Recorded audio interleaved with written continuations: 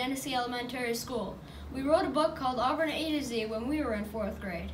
It's about the cultural and historical sites in Auburn, and we wrote it so 4th graders would be able to learn about Auburn's rich past.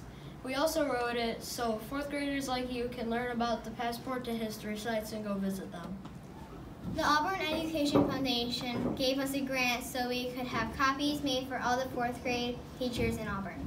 So your teacher should have a copy of the book to show you right now. When you open the front cover, you'll see a picture of our class. Below the picture is a website that has this book online. The address is www.auburnhistory.org. When you go to the first page, A is for Auburn, you'll learn that Auburn got its name from a poem called The Deserted Village, which was published in 1770 by Oliver Goldsmith. The first line of the poem is, "Sweet Auburn, loveliest village of the plain." Turning the page, you'll see B is for Bell Tower. City Hall is one of the sites in the Passport to History. If you take a field trip there with your class, you'll get to go to the bell tower and ring the bell, which is named Old Wheeler, after one of the mayors of Auburn, Seymour Wheeler. C is for Cayuga County, the county in which Auburn is located.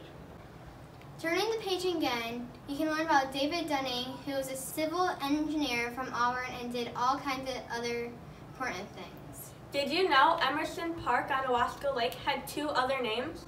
It was Anagenic Park until 1944, and it was named after a brand of shoes made by the Dunn and McCarthy Company. Before that, it was called Lakeside Park. Turning the page, we come to the letter F, which stands for Fort Hill Cemetery. Harriet Tubman, William Seward, and Theodore Case are 3 important people buried there. We put G is for Garrow because our school, Genesee Elementary, is on Garrow Street, and we wondered who the street was named after. Nathaniel Garrow was one of the founders of the Bank of Auburn, and he was also a sheriff and a U.S. Marshal. On the next page, we have H is for Hardenberg. Did you know that John Hardenberg is considered the founder of Auburn? He was a commander in the Revolutionary War, and he bought a plot of land that was originally called Hardenberg Corners, but was later renamed Auburn. There were many inventors who came from Auburn, and the one we chose for the letter I is Theodore Willard Case. He invented a way to put sound on film in his research lab, which is behind the Cayuga Museum. The Museum and Research Lab is another site in the Passport to History program. It is very cool to see all the old instruments Case used in the research lab. When you turn the page, you'll see J is for Jerome Brudd Holland. You've probably been to Holland Stadium behind Auburn Junior High School, but you may not know it was named for this man who was the first African American to play football for Cornell University. He was also the president of a college and the U.S. ambassador to Sweden. K is for Keogh, Captain Miles Keogh. He was born in Ireland and fought in the Civil War. Even though he died in the Battle of Little Bighorn, his body is buried in Fort Hill Cemetery. You have to read a book to find out why. L is for Library, Seymour Library, another Passport to History site. The building is listed on the National Register of Historic Places, and if you haven't been there, you should go check it out. You can borrow books, of course, but you can also borrow things like a telescope, cake pan, and even a ghost hunting kit.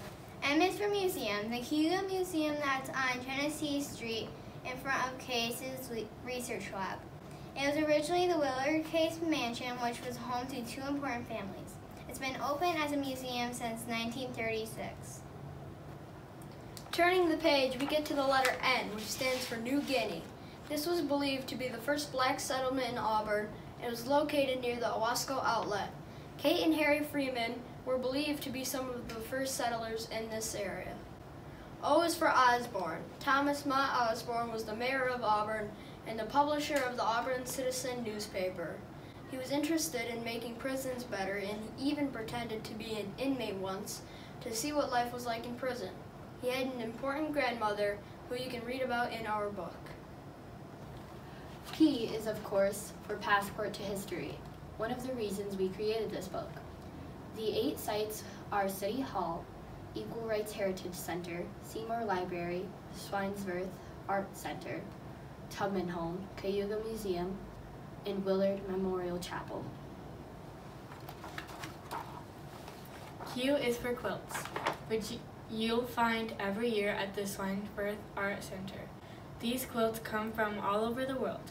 The center was named after Julius Schweinfurth, a famous architect who left money in his will to build an art center. R is for railroad. Did you know that there were 7 railroads in Auburn during the late 1800s and early 1900s? S is for Seward.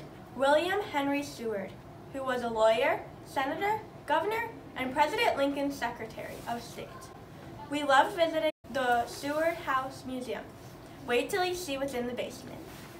T is for Tubman. Harriet Tubman, who was born enslaved in Maryland, 1822. She ran away in 1849 and went back to Maryland to rescue dozens of people. During the Civil War, she was a nurse, scout, cook, and spy for the Union Army. She lived the second half of her life in Auburn, New York, and her home was designated a national park in 2014. U is for Underground Railroad, and it's not below the ground, and it's not a railroad. It was a network of secret passages and safe houses that helped to move enslaved African Americans to freedom. Turning the page, we're now at V, which stands for Veterans Park. We were fortunate that we could walk here from our school. There are benches you can sit on and markers you can read. W is for Willard Memorial Chapel. It was once a school that prepared people to be pastors or missionaries. It is also on the list of places to visit for the Passport to History program. You should definitely go. X was the most difficult letter for us. We decided to use X marks the spot and put a map of New York that has Auburn on it. Y is for the YMCA. It stands for Young Men's Christian Association, but it's open to everyone. And last, Z is for zip code. We thought Auburn had only one zip code, 13021, but it actually has 3. You can read the book to find out the other 2. After our book was first published, the Equal Rights Heritage Center was complete. This is our second addition to the book, and we decided to include some photos of the buildings inside the back cover. We hope we've encouraged you to go to the Passport to History sites. Not only can you win a prize, but more important, you can learn about the wonderful historic and cultural treasures we have in Auburn. Auburn A to Z, a dose of history.